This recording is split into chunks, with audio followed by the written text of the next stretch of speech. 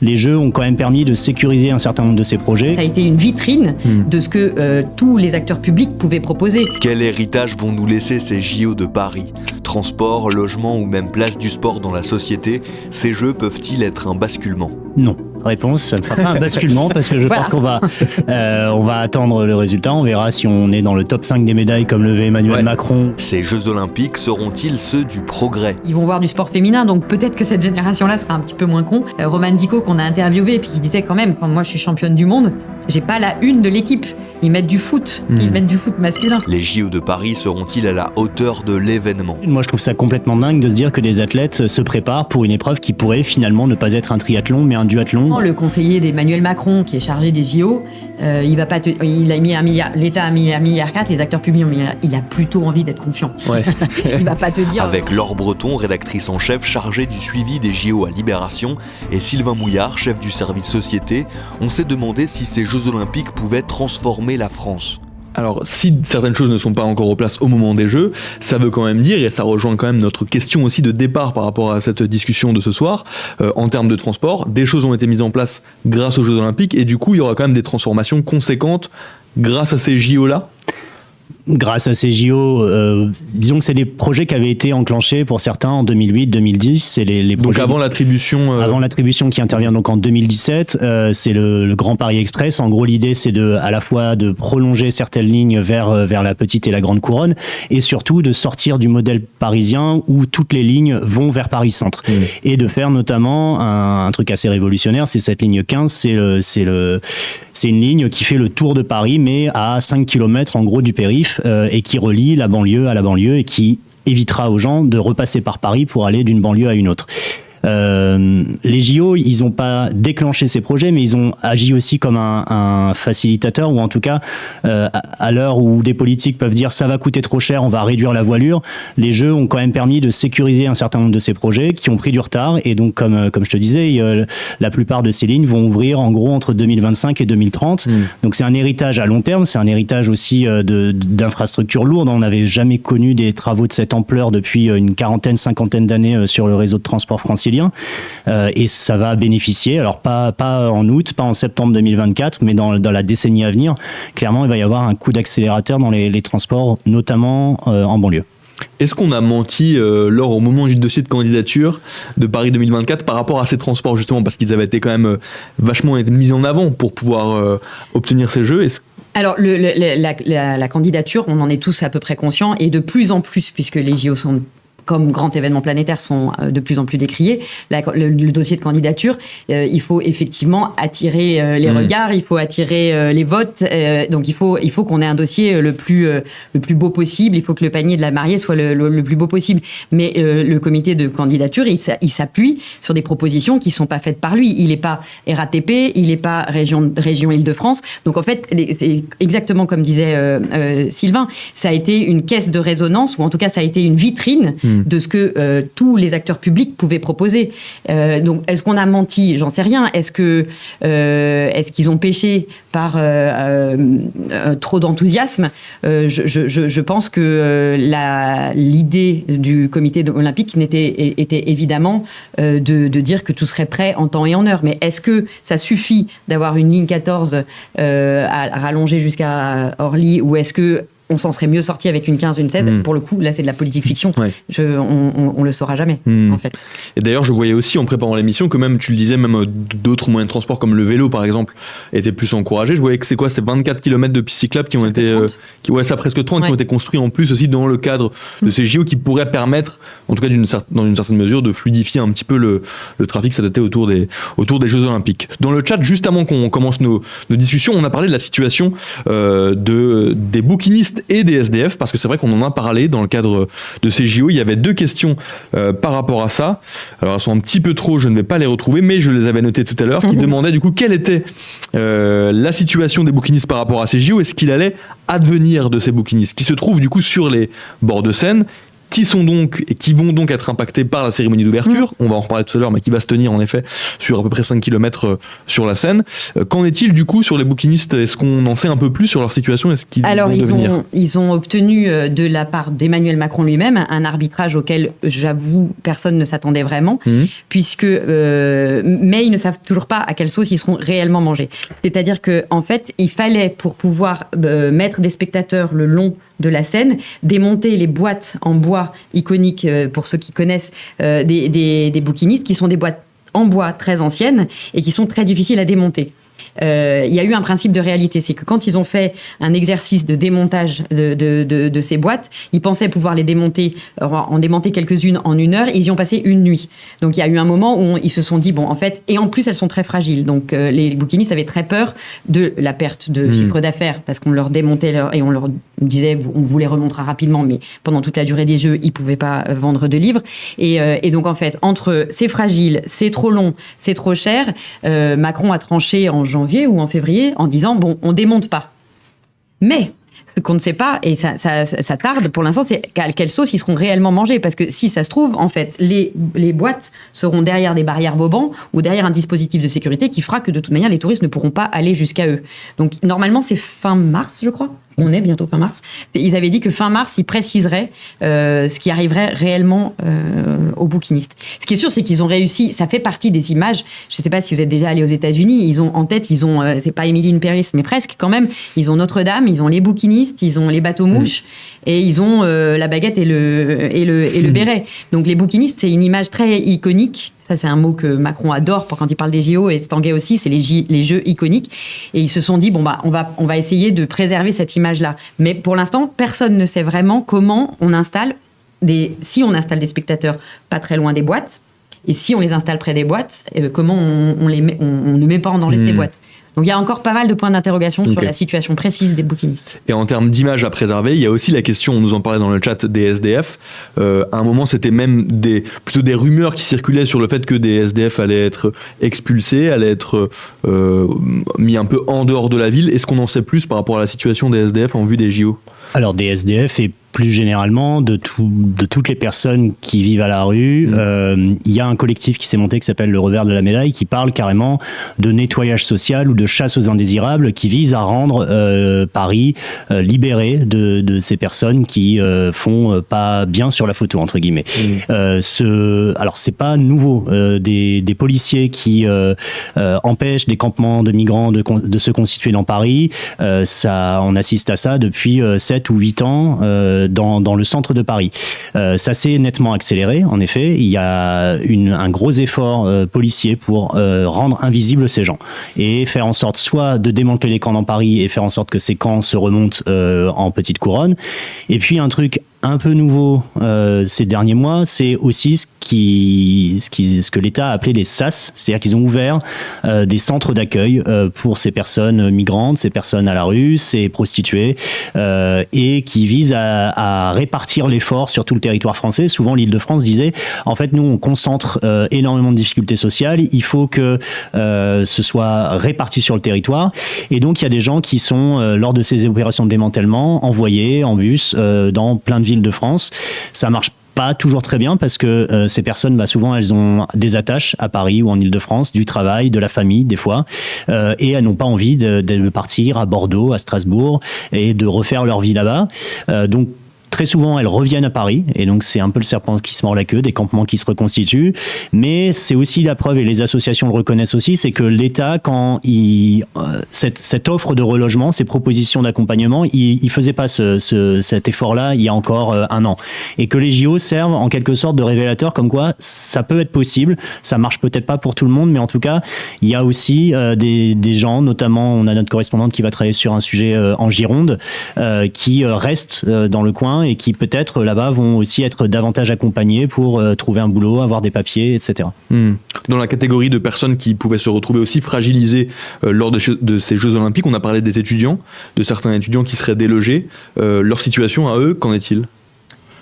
Alors, on en a discuté pour préparer cette émission et moi, j'ai du mal à me faire un avis, pour être tout à fait honnête, sur ce dossier, parce que les 3000 logements étudiants qui sont réquisitionnés pour y loger des médecins de permanence, des forces de sécurité, des gens qui participeront aux Jeux Olympiques, il était dit qu'ils avaient un contrat qui s'arrêtait au 30 juin. Ces gens-là ont signé des conventions des baux de location qui duraient jusqu'au 30 juin. Donc, c'est pas forcément c'est pas la situation de tous les étudiants. Mais je suis pas assez experte pour dire que c'était une plus grosse proportion de gens qui n'ont pas de logement l'été, en fait. Donc, il y a eu un collectif qui s'appelait À la Rescrousse, c'est ça? Il y a un syndicat étudiant qui s'appelait Solidaire qui a essayé de contester. Le Conseil d'État a jugé en décembre et en janvier qu'il n'y avait pas lieu d'attaquer ces conventions et d'attaquer la communication des étudiants. Et c'est certain que c'est une situation qui est compliquée pour les jeunes qui n'auront pas de logement cet été.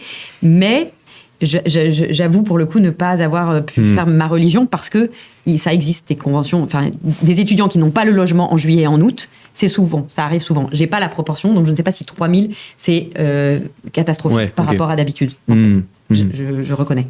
En termes de logement, il y a aussi par contre une autre chose qui est intéressante, et j'aimerais bien aussi avoir potentiellement votre avis dans le chat, parce que c'est une question, en tout cas moi par exemple avec mes potes, on a très souvent cette discussion-là, c'est sur l'opportunité de louer son logement cet été.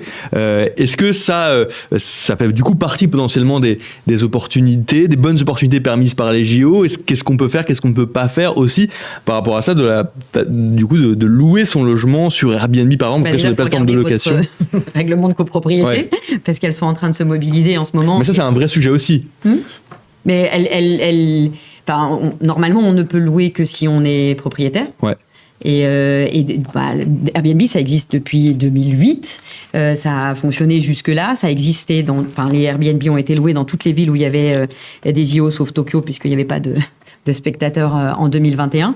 Donc, moi, c'est pareil, oui, les touristes qui viennent sont des touristes qui sont fortunés, sont des touristes qui mettent le paquet parce que c'est l'opportunité d'une vie d'avoir les jeux à la maison.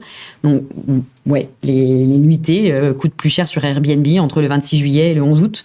Mais c'est un peu une offre, c'est la loi de l'offre et la demande. Ouais. Les gens qui peuvent louer louent, les gens qui ne veulent pas louer et qui ont peur peut-être des débordements, on commence à voir ça aussi, les gens qui disent non, moi je le mettrai pas sur Airbnb ou dans une conciergerie de luxe parce que je ne sais pas qui viendra, et puis s'ils font un peu trop la fête, je risque de plus voir mon logement. Moi je pense que ça va être, je sais pas, ils sont déjà tous loués, les appartements qui pouvaient l'être. Tu trouves plus grand chose là sur Airbnb. Donc les gens qui s'y prennent maintenant, peut-être qu'effectivement ils vont payer une nuit 700 balles, mais j'ai l'impression que ça me semble juste être la logique normale, en fait. Il y a une question dans le chat pour revenir sur les bouquinistes. Est-ce qu'on sait si des indemnisations sont prévues? Est-ce que vous le savez ou pas, ça? Non, c'est pareil, ça fait partie du dispositif. Et ça dépendra de si ils peuvent absolument pas vendre de bouquins pendant les 15 jours, ou si... Mais ça faisait partie aussi de leur combat. Sur le logement toujours, il y a aussi quelque chose d'intéressant, c'est par rapport au village olympique, là où seront logés notamment les athlètes. Ça, moi, par exemple, je le savais pas du tout avant de vraiment de me focus et de me préparer sur cette émission. C'est un village olympique qui, après, derrière, va servir aussi à des habitants, et il y aura quoi, 6000 habitations, c'est ça, grâce à ce village olympique? Bah oui, l'idée c'est de faire en sorte que ce qu'on construit serve après, c'est mieux. Il y a eu quelques éditions où il y a des infrastructures qui ont été construites et qui aujourd'hui sont envahies par les herbes folles. Donc le village olympique, il est à Saint-Ouen, entre Saint-Ouen, Saint-Denis, l'île Saint-Denis. Et en effet, ça doit, à partir de 2025, le temps que les logements soient remis, on va dire, en état pour de la location ou de l'achat classique. Et équipés d'une cuisine. Parce qu'ils ne sont pas équipés d'une cuisine pour la durée des JO. Les athlètes n'ont pas le droit de se faire à manger. Donc il faut mettre des cuisines dans les appartements. Mais j'ai vu qu'ils avaient été pensés dès leur confection justement pour pouvoir après bouger certaines choses, pour pouvoir en effet construire des cuisines derrière, par exemple. Tout à fait. Donc normalement, il y a 6000 logements avec du logement social, de l'accession à propriété. Ils vendent un quartier haute qualité environnementale. Le problème, c'est que aujourd'hui, ceux qui sont censés être achetés trouvent difficilement preneur, parce que le prix de ces appartements, on tourne autour de 7000 € le mètre carré carrés à Saint-Ouen qui est... Parce que là, on peut déjà les acheter, du coup, par exemple, les gens peuvent déjà acheter. Je pense qu'il y a des programmes d'achat, ouais. Oui, Ok, d'accord, ok. Et aujourd'hui, tout n'est pas vendu, Ok. loin de là. D'accord. Donc, il faudra voir si alors, c'est un prix au mètre carré qui est pas cher par rapport à des logements parisiens, mais par rapport au niveau de vie en Seine-Saint-Denis, c'est beaucoup trop cher pour des gens qui vivent en Seine-Saint-Denis avec des salaires moindres par rapport aux salaires parisiens. Et c'est habituel, ça, par rapport à d'autres Jeux Olympiques passés, par exemple, que des villages olympiques comme ça puissent ensuite en servir aux habitants derrière ? Oui, c'est assez habituel sur les dernières éditions. À Londres, il y avait eu la même chose sur le village olympique et sur le maire, je crois, qui était un maire travailliste de cette ville, avait dit que ça avait en fait participé à ce processus de gentrification. Alors c'est un mot qui veut dire qu'en gros, des classes sociales plus aisées arrivent dans des zones plus pauvres parce que le logement coûte moins cher. Et il y a évidemment toujours cette tension entre des nouveaux arrivants plus fortunés qui arrivent dans des quartiers où les gens ont un niveau de vie moins élevé. C'est aussi ce que dénonce un certain nombre d'acteurs en Seine-Saint-Denis qui disent que on essaie de vendre des JO avec un héritage qui permettrait de bénéficier au département à plus long terme, mais ils se demandent si cet héritage, notamment le village olympique, est-ce que ça va bénéficier aux habitants de Seine-Saint-Denis aujourd'hui, est-ce qu'ils vont pouvoir se loger dans ces appartements, ou est-ce que en fait par le prix de soit l'achat soit du loyer, c'est des logements qui vont être réservés à des gens qui veulent partir de Paris pour avoir un peu plus grand, mais qui ont le pouvoir d'achat pour se loger là-bas. Parce que la Seine-Saint-Denis, ça reste l'endroit qui a bénéficié le plus des investissements publics et privés. Je crois que c'est 80% en tout des investissements qui ont été localisés sur la Seine-Saint-Denis. Il y a aussi des infrastructures sportives, par exemple, qui sont mises en place. Est-ce que là-dessus, il y a aussi du coup des choses qui ont été construites et qui pourront bénéficier aux habitants de Seine-Saint-Denis sur les infrastructures sportives ? On construit beaucoup de choses en dur. Il y a le village olympique, il y a le village des médias à Duny, il y a le centre aquatique olympique de Saint-Denis, il y a la piscine d'entraînement à Aubervilliers. Ça, c'est des nouvelles, par exemple, c'est des nouvelles piscines qui n'existaient pas avant, qui sont mises en place pour les JO et qui derrière serviront quand même. Ouais. En fait, il y a très peu d'infrastructures entièrement neuves. Il y a très peu de neuf qui a été construit. C'est un peu le credo du comité d'organisation et d'Emmanuel Macron, c'est de dire qu'on utilise 95% des infrastructures existantes. Mais dans les 5%, il y a des choses il y a des gros projets, puisqu'il y a le centre aquatique. Et puis, il y a dans Paris, il n'y en a qu'une intramuros qui a été construite. C'est celle qui s'appelle Adidas Arena jusqu'au JO. Elle enlèvera son nom pendant les JO parce qu'on n'a pas le droit de faire de naming pendant les JO. Donc, elle s'appellera l'Arena La Chapelle. Elle accueillera le badminton et la gymnastique. Et c'est les deux. À Paris intramuros, c'est le seul qui est construit. Mais il y aura de la natation à la Arène à la Défense. Il y aura les finales de basket et la gymnastique à Bercy. Il y a le parc, et puis on utilise le Parc des Princes, on utilise Roland-Garros. Ouais. Mais en Seine-Saint-Denis, oui, il y a énormément de logements. Et puis il y a 2 grosses infrastructures sportives qui sont des piscines. Ouais, ok. Il y a aussi une question dans le chat qui évidemment allait arriver, qui fait partie des gros enjeux aussi de ces JO et qui est très très attendu, c'est sur la Seine, sur la baignabilité de la Seine. Ce mot incroyable. Ouais, de la baignabilité. On pensait jamais qu'on pourrait le prononcer finalement, ce mot. Et donc là, une question du cas, on l'appelle le cas parce qu'il a un pseudo qui n'est pas prononçable sinon, qui nous demande est-ce que la question de la propreté de la Seine est résolue ? Et du coup, est-ce qu'on peut dire ou pas que déjà dans un premier temps, les épreuves de nage en eau libre auront bien lieu dans la Seine ou est-ce qu'on n'en est pas encore sûr ? Il y a nage en eau libre et il y a triathlon. Ah oui. Il y a 2... Est-ce que ça, on peut dire déjà que ça va avoir lieu dans la Seine ou on n'en est pas encore sûr à 100% ? Je sais que Laure, toi, tu as travaillé là-dessus encore récemment. J'ai l'impression qu'on n'est pas tout à fait du même avis. Toi, t'es inquiet. Depuis le début, tu penses que...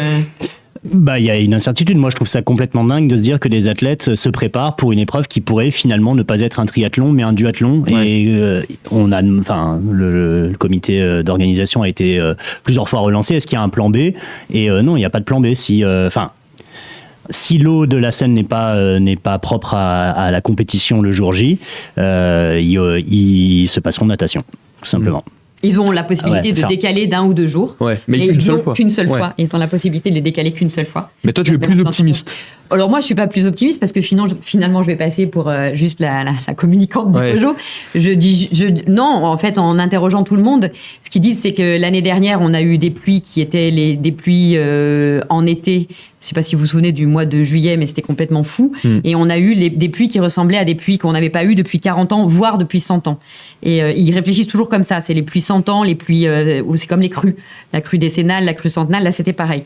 Donc, et ça, c'était une première chose. Et c'était de moins en moins inhabituel à cause du dérèglement climatique, mais par contre, c'était quand même un peu inhabituel. Et la deuxième chose, c'est que avant même cet été qui a contraint le COJO à annuler les épreuves tests de nage libre et de paratriathlon, et le triathlon n'a pu faire, les triathlètes olympiques n'ont pu faire qu'une seule passe dans la Seine. Il n'y avait pas tout un dispositif qui sera vraiment mis en œuvre, enfin qui en marche à la fin du mois d'avril et pendant le courant du mois de mai. Ils ont fait des grosses infrastructures. Est-ce que ça suffira ? Ils ont construit un bassin de rétention qui doit prendre les eaux usées. Ils ont, par exemple, dans les 2 usines de traitement des eaux, ils ont fait un traitement pour aux ultraviolets qui vise principalement ces fameuses Escherichia coli, les matières qui viennent des matières fécales humaines. Et donc, ils ont fait ça. Ils ont mis de l'argent dans les tuyaux. Ils ont raccordé les péniches. Et il y avait des habitations en Seine-Saint-Denis qui, en fait, qui n'étaient pas raccordées au tout à l'égout. Ça allait directement dans la Seine. Donc, ils ont fait énormément de choses. Est-ce que ça suffira ? Ils disent tous, ils sont assez prudents d'une certaine manière, ils disent le risque zéro, ça n'existe pas. On ne maîtrise pas les nuages, on ne maîtrise pas la pluie. Donc, mais ils sont confiants. Après, Ce que ça révèle aussi, c'est que les athlètes eux-mêmes se conscientisent aussi sur cette thématique-là. Ils disent qu'ils ont nagé dans des eaux probablement bien plus pourries en 2016, à Pékin en 2008, et qu'aujourd'hui, c'est devenu un sujet parce qu'il y en a beaucoup qui ont parlé de maladies, de vomissements après des compétitions parce qu'ils ont couru dans des eaux souillées, et que finalement cette prise de parole des athlètes aussi contribue à ce que politiquement, on essaye de faire, enfin politiquement et au niveau des infrastructures, on essaye de faire le maximum pour que l'eau soit la plus propre, en tout cas baignable le jour J. Après, à long terme, sur la baignabilité de la Seine, il y a clairement eu des efforts et qui vont payer, en fait. Oui. On parle d'un investissement qui a duré plus de 6 ans et de 1,4 milliard. Donc, en fait, c'est quand même un... Alors après, on peut se dire aussi, Jacques Chirac, il disait ça en 1988. Oui, c'est ça. Donc, en fait, c'est un projet qui dure depuis beaucoup plus longtemps. Mais deux autres petites précisions. Les normes pour que des triathlètes nagent dans une eau ne sont pas les mêmes que celles qui s'appliqueront à toi ou à moi en 2025, quand la Seine sera ouverte. Ouais. Elles sont plus sévères pour le grand public, elles sont moins sévères pour les sportifs. Et puis, le COJO dit aussi... Ils sont d'assez mauvaise foi vis-à-vis de Rio ou de Londres, et en disant les systèmes n'avaient pas bien fonctionné, les gens avaient été malades, et puis il n'y a pas que les JO qui sont impactés. En triathlon, cet été, il y a eu une épreuve du championnat du monde, il y avait 57 triathlètes alignés, il y a eu 56 malades, parce qu'il y avait eu beaucoup de pluie. Donc en fait, ça peut tomber sur n'importe qui. Bon, là, ça ferait tâche. C'est quand même une épreuve de natation entre Invalides et le pont Alexandre III, avec le vélo sur les Champs-Élysées, il vaudrait mieux que ça puisse se dérouler. Ouais. Mais on verra. S'il y en a de la pluie tout le mois de juillet, je pense qu'il n'y a pas que le triathlon qui sera impacté, qui aura un problème pendant les JO de Paris. Mais...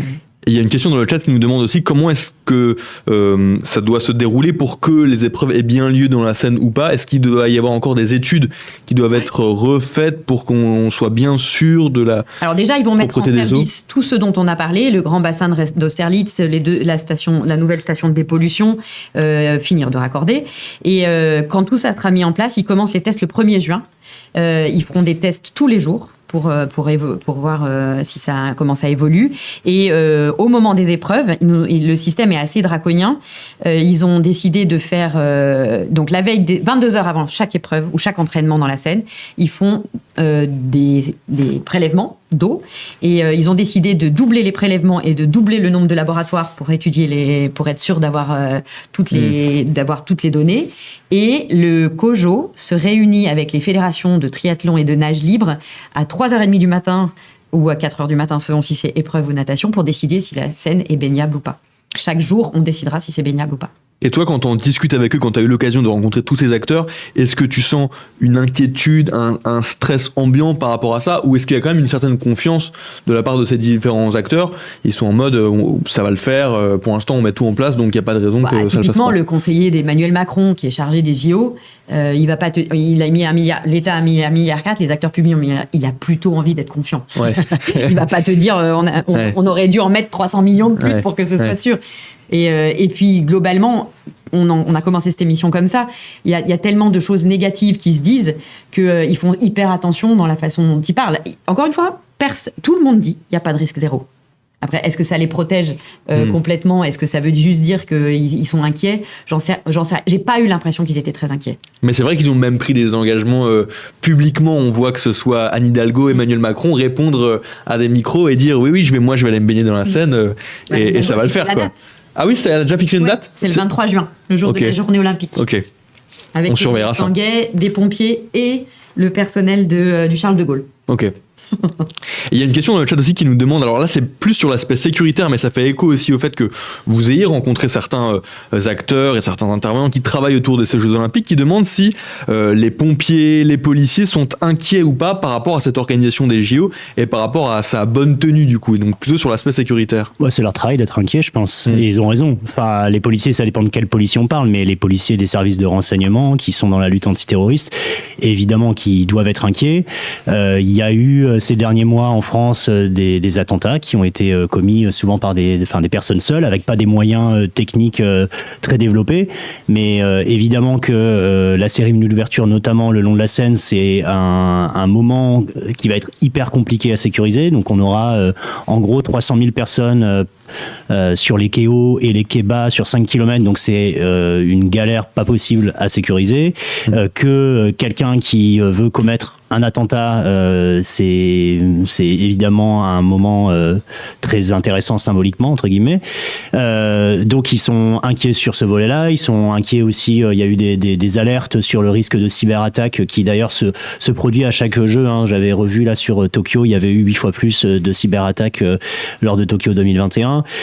Donc là, évidemment, les regards se tournent vers la Russie, qui a commis quelques opérations de déstabilisation en France ces derniers mois, donc qui pourrait aussi, je fais allusion notamment à l'histoire des punaises de lit, cette espèce de psychose qu'on a eue à l'automne, et aussi des tags d'étoiles de David dans Paris. Les enquêtes ont montré, alors c'est pas le Kremlin qui a commandité ça, mais qu'il y avait toujours des intermédiaires russes et que c'est des opérations de déstabilisation, c'est-à-dire de faire en sorte que la société française se déchire potentiellement autour de ces thématiques-là. Ça a plutôt réussi, mais bon, ça a été débunké dans les semaines qui ont suivi. Donc oui, il y a le risque d'attentat, le risque de cyberattaque ou de déstabilisation de ce type. D'ailleurs, on a appris hier que les athlètes russes et biélorusses seraient exclus de la cérémonie d'ouverture. Est-ce que ça peut nous faire craindre aussi, par exemple, des représailles de la part de la Russie? Est-ce que ça peut faire monter les tensions potentiellement? De la part de l'État russe, non, je ne pense pas qu'ils vont se hasarder à ça. Après, des intermédiaires et des gens qui pourraient vouloir créer un mouvement de panique ou de psychose. Ouais. Sous baignade neutre. C'est juste la cérémonie d'ouverture dont ils sont. Mais la cérémonie d'ouverture, ça va être, je crois, en Ile-de-France, le 26 juillet, ça sera 45 000 policiers et gendarmes. Il faut se dire qu'en France, il y a 250 000 policiers et gendarmes sur l'ensemble du territoire, donc il y en aura un cinquième qui sera dans la région ce jour-là.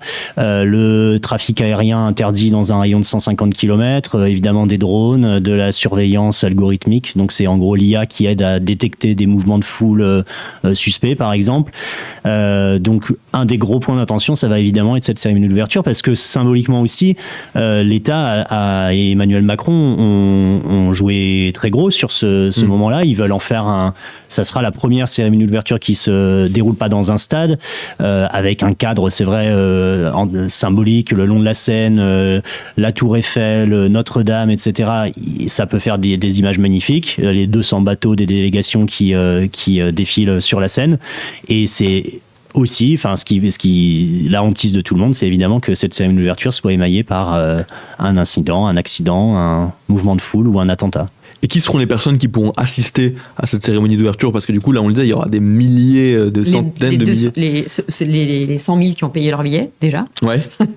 Et qui seront installés sur les quais bas. C'est les billets les plus chers. Ça a été les billets les plus chers de tous les billets des JO. À part une ou deux finales, je crois, en athlétisme. Et après, il y a ce fameux système c'est une place gratuite. Et qui devait concrétiser la promesse de JO ou de jeux populaires, de jeux pour tous. Bon, chaque jour qui passe, on s'aperçoit que ça va être un tout petit peu plus compliqué que ça. On a réduit le nombre de gens qui pouvaient assister gratuitement. Et puis maintenant, en fait, les places seront attribuées par ce qu'ils appellent des tiers de confiance. Donc, l'État, les collectivités locales, la mairie de Paris, le COJO, le mouvement sportif vont identifier les gens à qui ils veulent donner des billets gratuits, en fait. Donc, c'est plus toi et moi qui s'inscrivons en disant « j'ai très, très envie d'être là le 26 juillet ». C'est quelqu'un qui décide que toi, tu peux y participer. L'idée, c'est aussi de limiter, dans la façon dont ils ont justifié le truc, c'était de dire que les tiers de confiance, donc l'État, la mairie de Paris, allaient faire une sélection, une présélection, entre guillemets, qu'on allait potentiellement pas avoir de gens mal intentionnés qui allaient être choisis. Donc ça, c'est une première sélection. Le problème, c'est vrai que la promesse de JO populaire, ou en tout cas d'une cérémonie d'ouverture ouverte à tous, c'est qu'il va y avoir on peut se demander si ça va pas privilégier des gens qui sont déjà dans du copinage, dans les réseaux politiques, qui sont déjà engagés dans le mouvement associatif, et même d'ailleurs sur le mouvement sportif, c'est sur les 200 et quelques mille places gratuites, c'est moins de 10 000. Donc c'est la majorité, c'est État, mairie de Paris, je crois. Après, c'est un sujet dont on discute depuis que cette cérémonie d'ouverture a un tout petit peu rétréci au lavage. Ils ont un petit peu pêché. C'est comme tout à l'heure quand tu parlais des transports, quand ils se sont lancés avec leur chiffre de 600 000. C'était il y a longtemps quand même. C'était il y a 3 ans. Et puis il y a aussi un principe de réalité et de sécurité qui s'est imposé.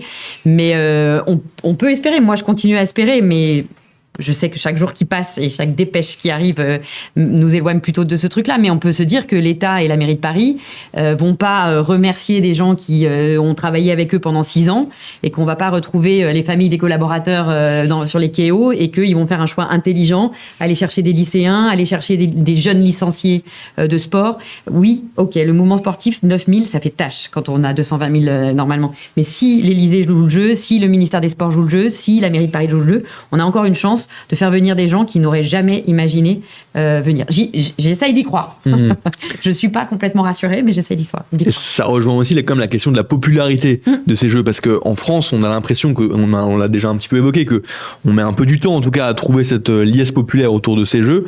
Le fait est que les billets, par contre, eux, se sont quand même plutôt bien vendus. Quand on compare à d'autres Jeux Olympiques en arrière, comment est-ce qu'on situe ces Olympiades d'été à Paris 2024 ? Est-ce que ça se vend... est-ce que les billets se vendent bien, mieux ou pas que d'autres Olympiades d'été passées, par exemple ? Alors ça, j'ai pas fait le travail, donc je suis incapable de te dire si c'est parti aussi vite. Je crois que le record, c'est Atlanta. J'avais vu, il y avait... plus vite. Alors, je sais pas, mais c'est un record vitesse, mais le nombre de billets vendus. Il y en avait encore beaucoup plus. Ouais. On était à plus de 8 millions, il y avait plus de billets à Londres. Mais je ne sais pas s'ils étaient partis plus vite ou moins vite. Là, il y a presque 8 millions de billets pour les Olympiques. Presque 8 millions de billets qui ont été vendus. Et puis, ils font ce qu'ils appellent des relâches. Donc, petit à petit, ils te disent, un lundi, mercredi, il y aura des billets pour ça. Vous pouvez encore vous reconnecter. Donc, c'est comme ça qu'ils veulent distiller. Ils n'ont pas tout vendu aussi. Ils n'ont pas tout mis en vente. Donc, après, il y a des subterfuges. Je ne sais pas si tu achètes des billets hospitalité. C'est les billets où tu as une compétition, mais tu as aussi accès au Club France. Alors, ça coûte un peu plus cher. Mais ça, il reste pour plein d'épreuves, il reste des billets. Donc, il y a encore des moyens d'en acheter. Après, ils ont une plus grosse inquiétude et les chiffres ne sont pas bons sur les Paralympiques. Il y a 900 000 billets, c'est ça, sur presque 3 millions qui ont été vendus. Jusqu'à maintenant, ils avaient une attitude très vous inquiétez pas, les billets sont vendus, les billets pour les Paralympiques sont généralement vendus avec l'engouement des Olympiques. Là, quand même, il y a un petit peu péril en la demeure. Et moi, j'ai l'impression que depuis 2-3 jours, j'essaye d'avoir le comité olympique, d'avoir des gens qui répondent. Ils répondent pas. On essaye de monter une interview avec Marie-Amélie Le Fur, qui est la présidente du comité paralympique. Elle répond pas non plus. Donc, j'ai l'impression qu'ils sont un petit peu en train de recalculer ou de revoir comment ils vont essayer de mieux vendre les billets des Paralympiques, qui sont donc à la fin du mois d'août et au début du mois de septembre. Mais sur le chiffre et les nombres de billets, j'ai l'impression qu'ils sont plutôt contents sur les Olympiques. Ouais. Ils sont plutôt contents des ventes. Mais il y avait certaines critiques parfois sur le prix de ces billets-là. Est-ce que ça, vous avez pu voir ou pas, si par exemple ils étaient plus chers qu'à d'autres Olympiades sur ces billets-là aux Olympiques de déjà, Paris 2024? C'est très compliqué de faire des comparaisons, parce que déjà il faut dégager l'inflation. Sur les billets d'Athènes, c'est bien ça, je crois que dans le prix du billet, il y avait les transports en commun. Je crois que c'est assez comparable avec les prix de Londres. Alors évidemment, Rio, c'était moins cher, parce que il y avait moins de touristes internationaux, parce qu'on voulait faire en sorte que les Brésiliens puissent acheter des billets. Mais je crois qu'on est à peu près dégagé de l'inflation sur le même ordre de prix que Londres, avec le COJO qui se défend en disant il y a certes des billets à 250 €, mais il y en a aussi à 24, ou je sais plus ce que c'était l'entrée de prix. C'était. C'est 24. Ouais, c'est 24. C'est les billets pour la voile à Marseille. Okay. C'était toutes les épreuves. Et après, on peut toujours parler aussi du prix des billets. C'est des gens qui... alors, ça peut exclure des gens, mais une grosse partie, il y avait eu un sondage sur qui avait acheté les billets. Par exemple, pour la cérémonie d'ouverture, il y a ces fameux billets à 2 700 €. Et c'est assez intéressant parce que là, pour le coup, c'est plus des billets qui ont été achetés. Alors, il y a un biais, parce que quand tu achetais, tu pouvais acheter des billets, plein de billets. Donc, tu pouvais ensuite les distribuer à des gens qui n'étaient pas de la nationalité de l'acheteur. Mais les acheteurs des billets pour la cérémonie d'ouverture, par exemple, c'est 60% d'étrangers. Et là-dedans, une immense majorité d'Américains. Alors que, étrangement, les billets pour les Yvelines, pour le cyclisme, c'est 95%, ou pas 95, mais 75% de Français, de Franciliens et de gens qui habitent là. Et c'était des billets beaucoup moins chers. Donc les gens ont bien jaugé, ont bien vu où est-ce qu'ils pouvaient aller. Et par ailleurs, est-ce qu'on veut, on en discutait aussi, c'est sur les prix des billets de transport, le ticket à 4 €, la semaine à 16 €. Eh ben, est-ce qu'on veut que ce soit les gens qui ont décidé de mettre l'argent dans les JO et de venir, c'est les touristes qui payent, ou est-ce que, comme Athènes, on a une dette qui explose, on a des impôts locaux qui explosent. La polémique sur le prix des billets, je l'entends. Mais en même temps, c'est des billets, c'est donc financé par le privé. C'est financé par toi, par moi, par ceux qui veulent bien mettre l'argent. Ça exclut des gens et ça devrait pas. On est d'accord, il devrait y avoir peut-être plus de billets à 24 €. Mais il y a des billets, par exemple, l'escalade, c'est un tout petit stade et ils étaient à 70 € et ils sont partis en une journée. Ouais. Parce qu'il y avait très peu de place et là, il y avait des billets qui étaient abordables, en fait. Il y avait une question aussi sur la responsabilité autour du succès potentiel de ces Jeux Olympiques. Quelqu'un dans le chat qui demandait, après les Jeux, Emmanuel Macron va se vanter d'avoir réussi les JO, Anne Hidalgo aussi. Qui aura raison de le faire, dans le sens où qui porte peut-être la plus grande responsabilité sur cette bonne tenue de ces JO, entre Emmanuel Macron et Anne Hidalgo, par exemple? On peut dire que il y a un effet d'aubaine extraordinaire. On présente une candidature, il prépare la candidature entre 2012, 2013, 2014. Donc là, c'est pas Emmanuel Macron, c'est François Hollande. Ouais. C'est d'autres, c'est déjà Estanguet, mais c'est d'autres ministres des Sports. Et le grand oral qui fait basculer, presque basculer le CIO en faveur de la France, il est en juillet 2017. Juillet 2017, c'est Emmanuel Macron. C'est lui qui incarne. François Hollande a beau dire que c'est grâce à lui que ça a été lancé. Le président des JO de Paris, c'est Emmanuel Macron. Après, évidemment, ils tirent la couverture tous les deux à eux. Oui, mais si c'est réussi, on pourra remercier les pompiers, les agents de la RATP qui auront fait rouler des métros en temps et en heure. Voilà, je pense que ça ne sera pas le succès d'Emmanuel Macron si ces Jeux se passent bien. C'est comme ça qu'il le présentera. Ouais. Oui. C'est son millésime français. Ouais. Et il y avait une autre question aussi dans le chat sur un autre sujet. On ne parle pas beaucoup des athlètes sous bannière réfugiés. Qui sont-ils? Moi, j'avoue que je découvre cette question-ci. Je ne savais pas qu'il y avait des athlètes sous bannière réfugiés. Très bonne enquête dans Libération dans quelques semaines, puisqu'on a une journaliste qui travaille sur ce sujet. Moi, je ne le connais pas.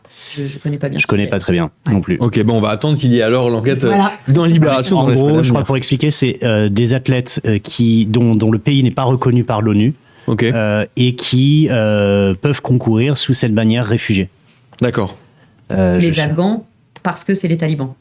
Par exemple, des Afghans qui auraient fui l'Afghanistan, par exemple, peuvent concourir sous cette bannière. D'États qui ne sont pas encore aussi... Alors non, ça ne sera pas la bannière réfugiée, ça, c'est neutre. Voilà, on s'aventure sur un terrain qu'on maîtrise pas bien. Oui, on va attendre que le travail soit fait par les journalistes de Libération. On reviendra vous en parler. On reviendra en parler, bien sûr. Attention à la double page.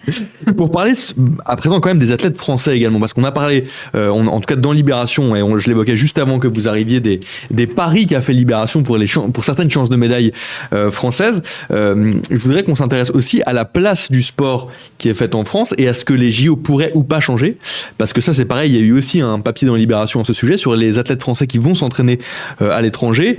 Ça fait aussi écho à certaines interventions médiatiques qu'on a pu voir dans les médias ces derniers mois, ces dernières semaines, d'athlètes comme Florent Manodou par exemple, Teddy Riner, qui disent voilà, la France en fait ce n'est pas une grande nation de sport parce qu'on n'a ni la culture ni les moyens qui sont mis au service des athlètes, notamment des athlètes de haut niveau.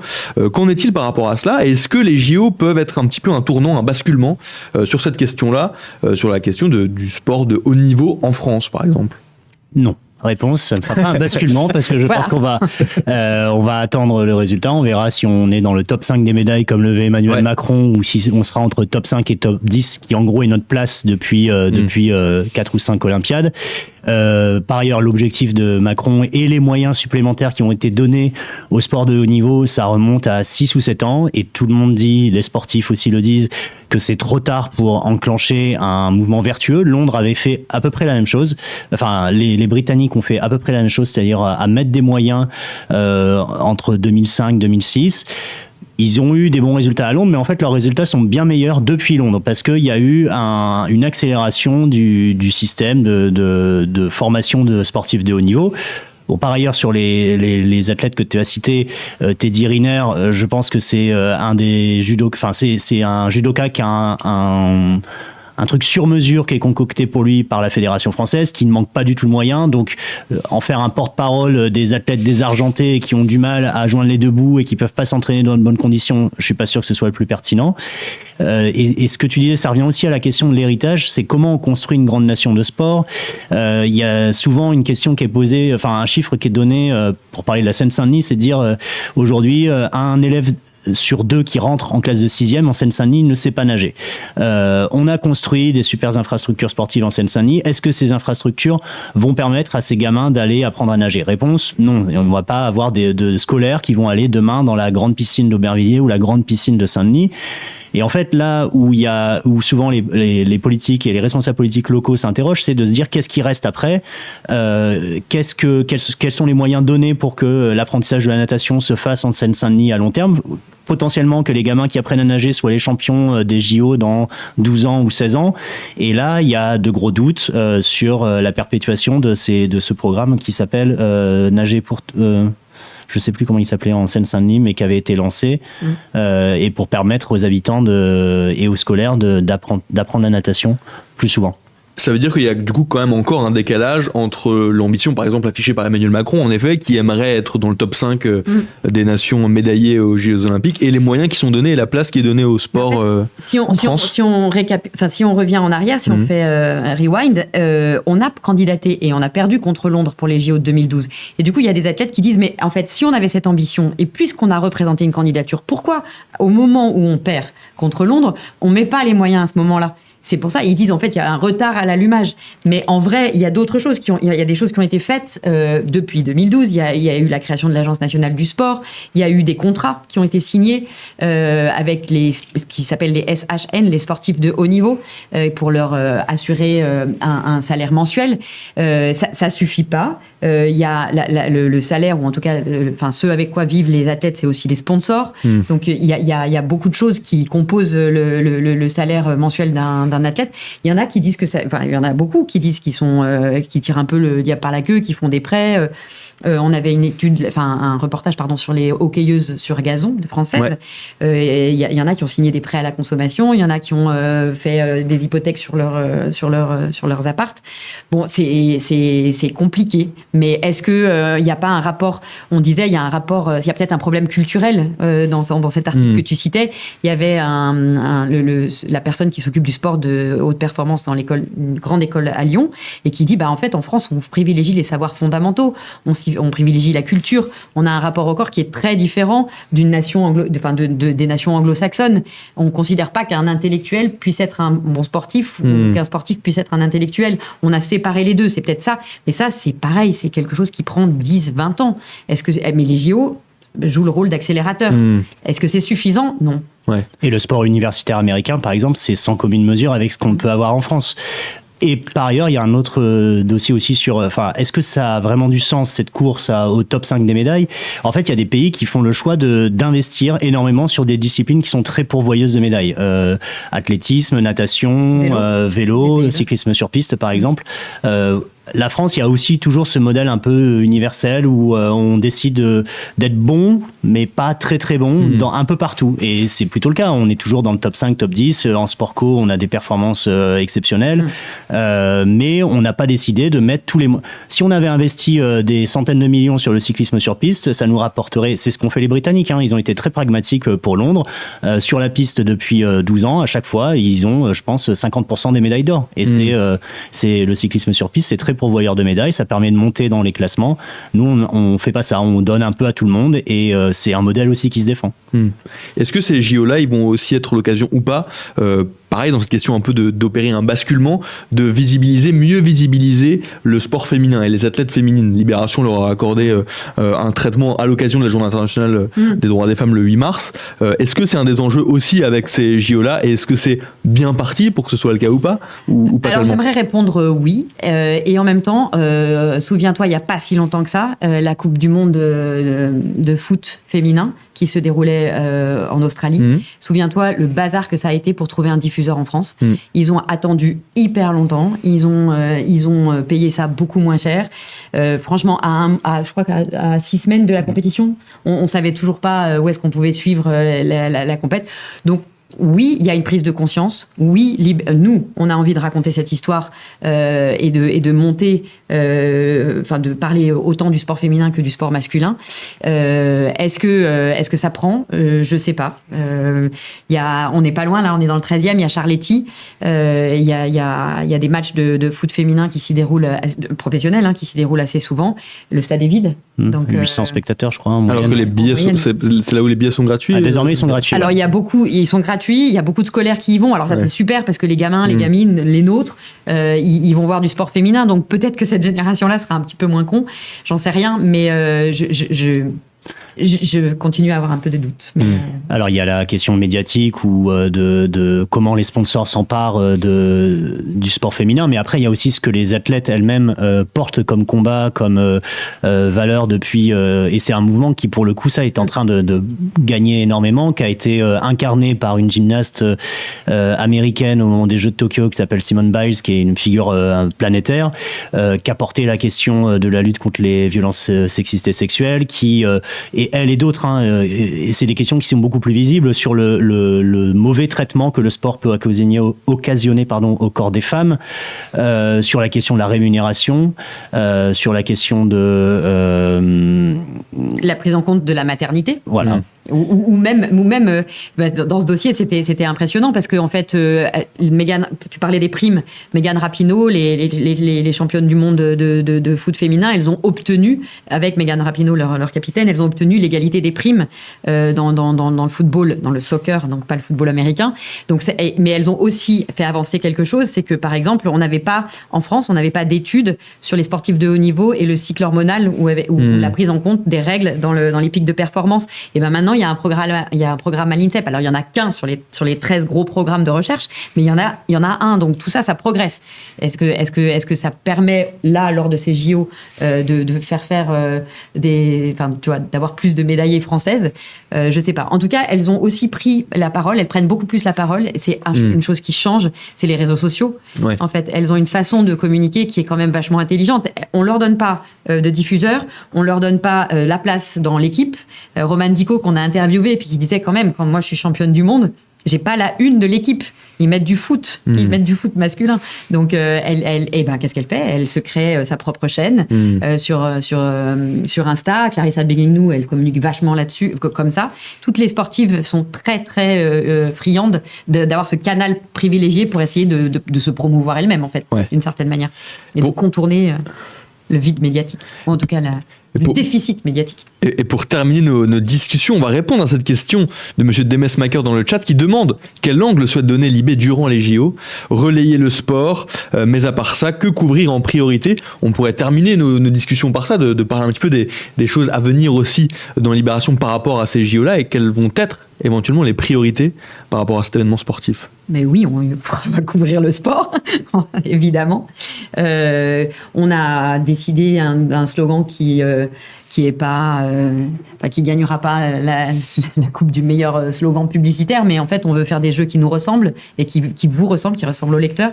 Donc, ce sur quoi on travaille, c'est la parité, l'inclusivité, l'environnement, la santé mentale, toutes ces choses qui sont des sujets maintenant qui deviennent très importants et que certains sportifs se sont fait les porte-parole. Mais oui, on a 8 accrédités qui vont suivre tous les sports. Ils se sont répartis les sports et on a un accrédité photo parce que c'est très important à Libération. Le geste sportif, la compétition sportive, c'est nouveau et on est très contents. Et on essaiera de raconter, même sportivement pendant les Jeux. Alors, on va raconter ce qui se passe autour. Est-ce que les métros de la RATP arrivent à l'heure?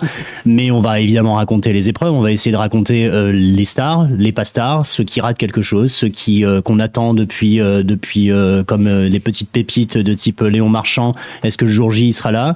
Et puis, on aura probablement des gens sur le terrain qui iront voir des gens inconnus de nous-mêmes le matin même, qui vont nous dire je t'assure, il faut raconter l'histoire de cet athlète parce que c'est exceptionnel. Et on essaiera de leur faire confiance et je pense qu'on lira aussi des choses complètement inattendues dont on peut même pas, auxquelles on peut même pas penser là maintenant. Et pour suivre tout ça, ça commence aussi par vous abonner à la newsletter Libélympique. Il y a déjà la commande dans le chat. Vous pouvez vous abonner à cette newsletter, une newsletter hebdomadaire, ça, tous les vendredis. Le vendredi après-midi. Et qui vous permet du coup de suivre l'actualité, en tout cas la couverture de Libération de ces Jeux Olympiques. Merci beaucoup Sylvain et Laure d'avoir été avec nous.